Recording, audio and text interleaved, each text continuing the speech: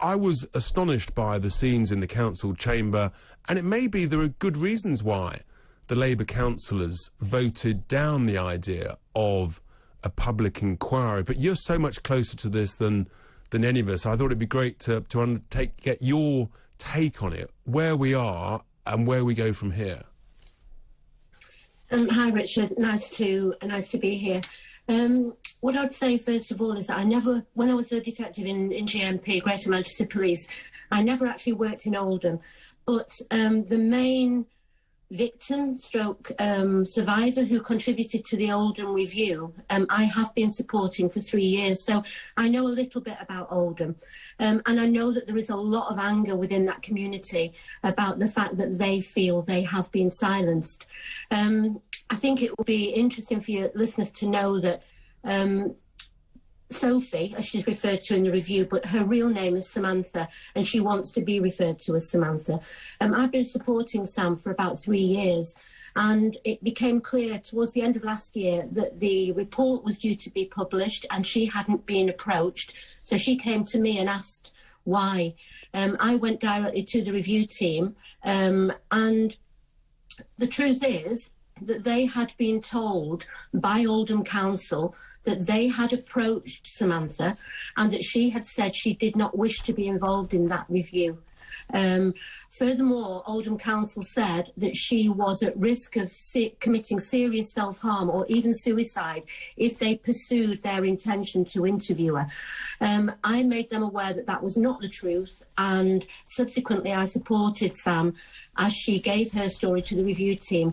Now, I hadn't seen the review until it was published, the day it was published. I'd seen Sam's chapter, but I'd had no involvement in that review. But my concerns are that without my involvement and without Sam's relationship with me, her voice would not have been part of that review either. I wonder how many other victims and survivors wanted to contribute and were blocked from doing so.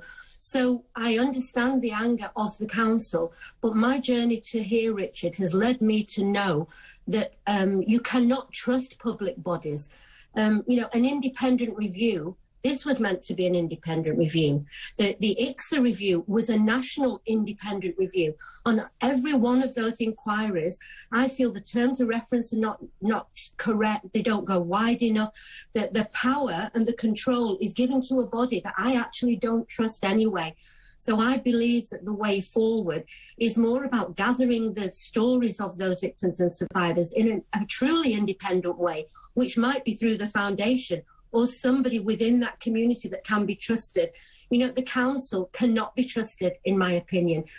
These organisations, like ICSA, in my opinion, based on my experience, their job is to protect the establishment, to actually cover up the truth, not to expose what has really gone on. And the terms of reference in the Oldham review were far, far too narrow. It didn't go wide enough.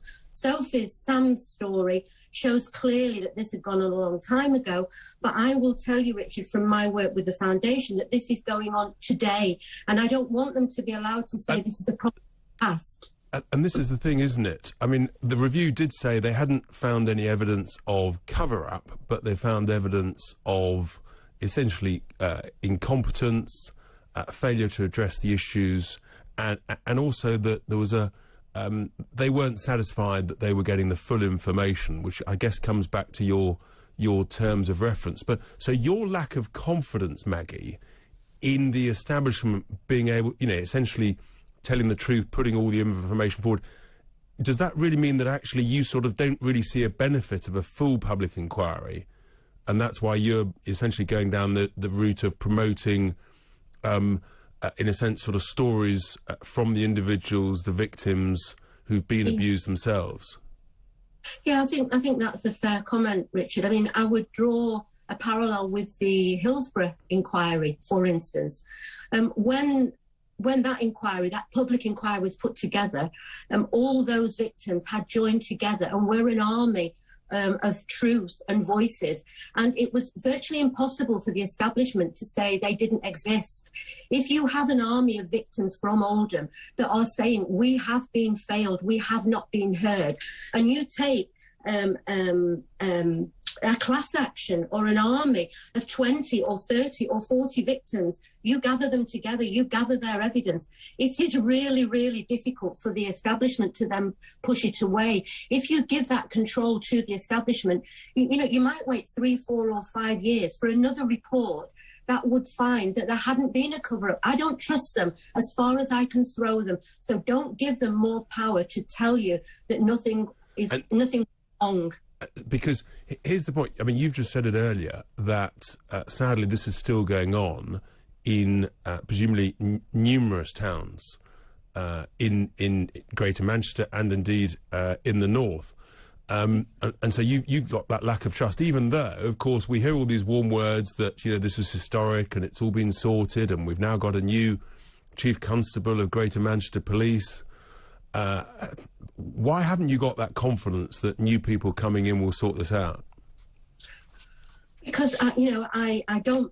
I always hope for the best and expect the worst. And that is based on my personal experience. I was threatened with prison if I spoke out. So I don't trust any of them. What they want to do really is silence people and pretend this doesn't exist. I would draw your attention to the Foundation have referred 33 very, very serious cases to Greater Manchester Police in the past 6 months. Of those 33 cases, which is victims who have come and said they are not being treated properly, their cases are not being progressed, only 2 have been resolved, well, not even resolved, but have been progressed. Last week, I went to a meeting with the Chief Constable. I took Sam, and then I had an hour with him. That was nearly 2 weeks ago.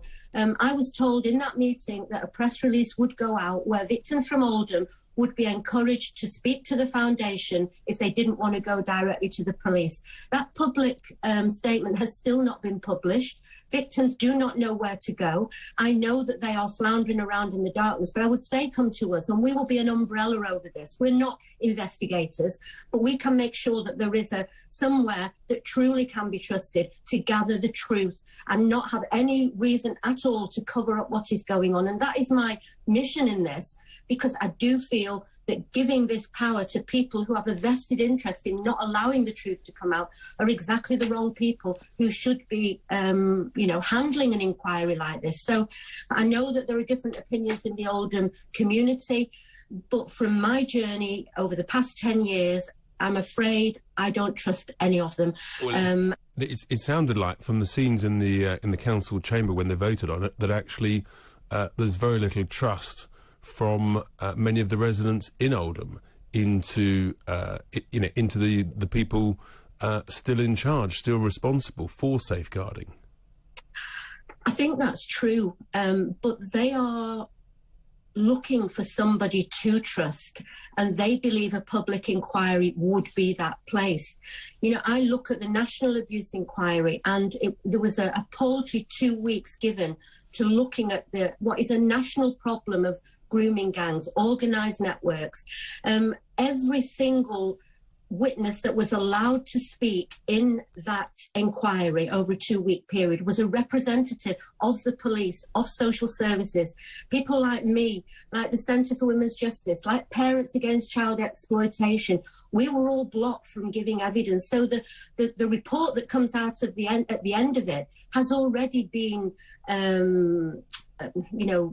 controlled. That they're not there to listen to the truth. They're there. They start off with a hypothesis or an opinion that they want the report to prove. And every quote or every press conference that you hear a Chief Constable speaking, Richard, talks about failures of the past. They do. These are failures of the past. They are hiding behind that. And that's why the terms of reference stopped a long time ago. Yeah. They are going today. And that's where my focus is. Get truth, get change, get accountability, and then we have a chance in stopping this. Well, Maggie, you're a star, and actually I've just had a message come in from James who says our councils and police forces should be doing their jobs. It shouldn't be down to just Maggie. Maggie, thank you so much indeed